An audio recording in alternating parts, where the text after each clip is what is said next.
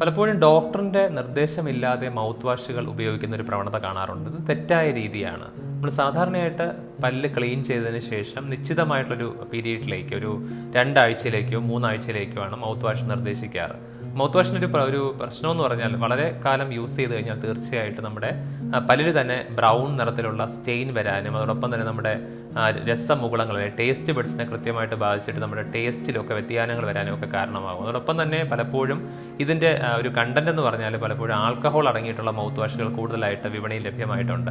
അപ്പോൾ ആൽക്കഹോൾ അടങ്ങിയിട്ടുള്ള മൗത്ത് വാഷുകൾ സ്ഥിരമായിട്ട് യൂസ് ചെയ്ത് കഴിഞ്ഞാൽ നമുക്ക് ഡ്രൈ മൗത്ത് അല്ലെ വായ വരണ്ടുണങ്ങാൻ കാരണമാകും. അപ്പോൾ ഇത് കാരണം വായ്നാറ്റം ഉണ്ടാകാനും അതോടൊപ്പം തന്നെ വായിൽ വൈറ്റ് കോട്ടിങ്, പ്രത്യേകിച്ച് നാക്കിലൊക്കെ ഒരു പൂപ്പൽ ബാധ വരാനൊക്കെ ഒരു കാരണമാകാറുണ്ട്. അപ്പോൾ അതുകൊണ്ട് തന്നെ നമ്മൾ എപ്പോഴും മൗത്ത് വാഷ് തിരഞ്ഞെടുക്കുമ്പോഴത്തേക്കും നിശ്ചിതമായിട്ടുള്ള ഇടവേളകളിലേക്ക് ആൽക്കഹോൾ കണ്ടന്റ് അടങ്ങാത്ത മൗത്ത് വാഷുകൾ വേണം തിരഞ്ഞെടുക്കാൻ.